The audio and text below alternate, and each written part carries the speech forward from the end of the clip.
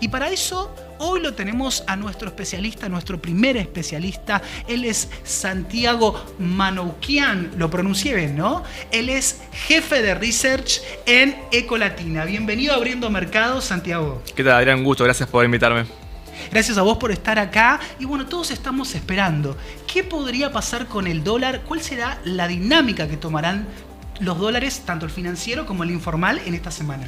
Bueno, estamos, como saben, a una semana de las primarias, de las elecciones, que despiertan mucha incertidumbre, mucha cautela por parte de los agentes económicos, en un contexto muy crítico para el mercado cambiario, porque estamos con reservas internacionales netas negativas en la zona de los 9.000 millones de dólares, con un desembolso pendiente del FMI que va a ocurrir después de las PASO, lo cual también generó algo de incertidumbre respecto a si el FMI está pidiéndole algo al gobierno para después de las PASO, alguna medida más disruptiva. Típicamente una devaluación, que creemos que el gobierno en este contexto de elecciones no va a convalidar, pero creo que el resultado de las PASO también va a generar un escenario distinto ahí. ¿Va a ser competitivo el oficialismo después de las PASO o va a perder rotundamente? Creo que no va a importar únicamente la ubicación que ocupen cada uno de los candidatos, sino también la brecha, la distancia que exista entre cada uno de ellos. Pero entonces, en este contexto donde comenzamos un segundo semestre muy desfavorable típicamente para la acumulación de reservas, se suele desacumular reservas, ¿sí? En los segundos semestres de los últimos 12 años el Banco Central perdió cerca de 2.200 millones de dólares. Y si bien recientemente se está recuperando un poco porque la liquidación por el dólar agro con el maíz adentro se está beneficiando en el corto plazo, eso es típicamente un adelanto de liquidación de divisas. Sí, esta versión del dólar soja agro, el dólar agro mejor dicho, está siendo más favorable en su primera parte, ¿no? En comparación con el anterior. Ya se logró el 80% de lo que el gobierno pretendía, que eran 2.000 millones de dólares, y te diría, en lo que va de este dólar agro, el segundo mejor después del primero que había sido en septiembre del año pasado. Pero recuerden siempre esto, es un adelanto de liquidaciones, no son liquidaciones nuevas de dólares, no es que estamos viendo maíz que se plantó nuevamente, no. Entonces es un adelanto y eso significa que tenés pan para hoy y hambre para mañana de un segundo semestre que, como yo decía antes, tiene no solo el componente político de las elecciones, que son hitos, ahora en agosto, después en octubre, sino también el componente de una escasez rotunda de divisas que el gobierno sigue administrando a través de distintas medidas. ¿Por qué se está produciendo también este adelantamiento? ¿Porque ven más competitivo, mejorable el tipo de cambio que en comparación con la versión anterior? ¿O cuál es la razón? Yo creo que hay una ventana de oportunidad que el sector está viendo, porque recordamos que el maíz además viene demorado en su cosecha, ¿sí? Porque el clima hizo lo suyo así con la siembra el año pasado. Creo que ven la ventana de oportunidad ahí y el gobierno también sabe que más adelante va a tener que otorgarle a la soja nuevamente un dólar soja, porque recordemos que la soja no está incluida en este acuerdo. Entonces, lo que decimos es, el gobierno va a tener que seguir administrando esta escasez rotunda de divisas porque el principal objetivo que tiene el gobierno, y que es el mismo que tiene hace 12 meses, es evitar un salto discreto del tipo de cambio oficial. ¿Por qué? Porque eso aceleraría mucho los precios, eso podría contraer los ingresos reales. Sin embargo, el crawling peg se estuvo acelerando, ¿no? En este mes. Es cierto, en los últimos, te diría, 2 semanas hemos visto un crawling peg en los mayores niveles de todo el gobierno de Alberto Fernández, en la zona del 10% la semana pasada. Por las dudas, explicamos el crawling peg es. El crawling peg es el movimiento que vemos todos los días en el tipo de cambio oficial.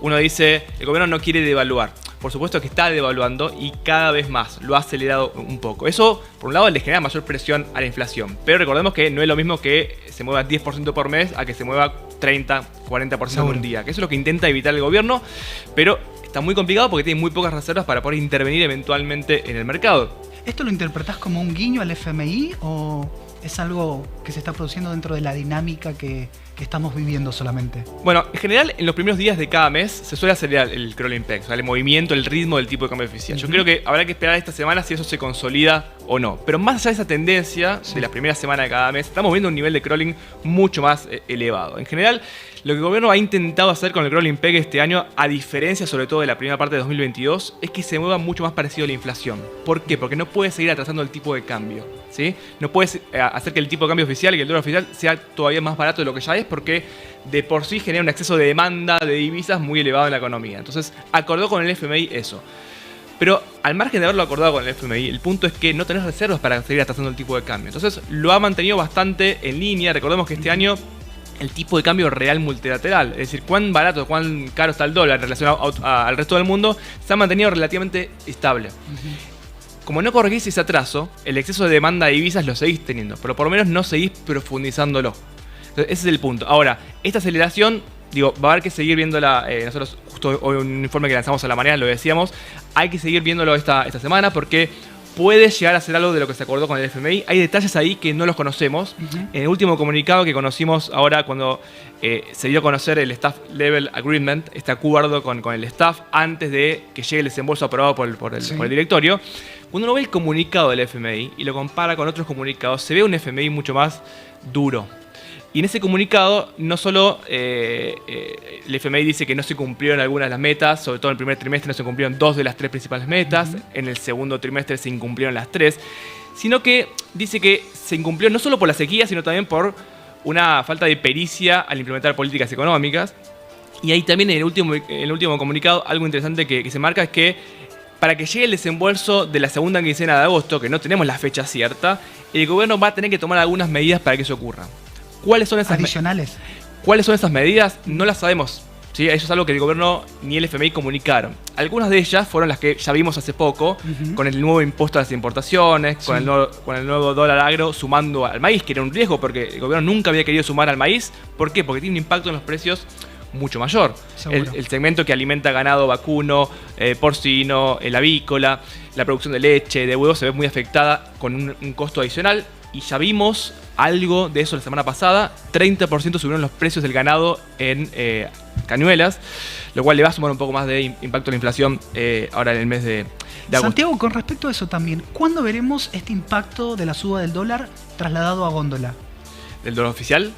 Del dólar blue, por ejemplo, de reposición y todo lo que tiene que ver con eso. Bueno, primero hay que tener en cuenta que cuando se mueve el dólar blue, se está moviendo a la par de todo lo de precios que se mueven en toda la economía, ¿no? Porque a veces pasa que uno tiende a ver todo con una mirada de nominalidad creciente, y cuando uno ve que, no sé, el precio de los huevos o la yerba crece y llega a máximos nominales, nadie dice, che, el pollo llegó a un máximo nominal. En cambio, ve al dólar paralelo y dice, che, llegó a un récord de 550. Descontando la inflación, uno ve que no es un dólar todavía de crítico de crisis como tuvimos, por ejemplo, cuando salió Guzmán del ministerio en abril del año pasado. O, por ejemplo, en octubre de 2020, en medio de la pandemia y después de la negociación con los acreedores privados. Digo, ahí todavía no estamos en ese nivel, pero sí genera mucha incertidumbre, justamente porque cuando permanece quieto, como pasó en mayo o en junio, nadie dice nada. Ahora, cuando se empieza a recomponer en términos reales, ahí empiezan un poco más las dudas, sobre todo a una semana de las PASO, porque claramente, y acá está el punto, muchas empresas, al tener vedado el acceso al dólar oficial, crecientemente están fijando precios siguiendo a los dólares paralelos. Por eso el objetivo del gobierno acá no es únicamente evitar un salto discreto del tipo de cambio oficial, sino también controlar la brecha cambiaria, que permanezca anestesiada lo más posible. Santiago, imaginemos que, bueno, vamos hacia un nuevo gobierno, vamos hacia un nuevo periodo, obviamente, de gobierno. Sea cual sea la ideología, digamos, que nos vaya a gobernar o estar, digamos, al frente de lo que tiene que ver con el gobierno en la Argentina, ¿cuál debería ser más o menos un porcentaje de inflación razonable para el primer periodo? Creo que hay que entender, más allá de los números, hay que entender cualitativamente que por primera vez en 12 años ya no hay margen para poder seguir procrastinando los ajustes macroeconómicos que la economía argentina necesita.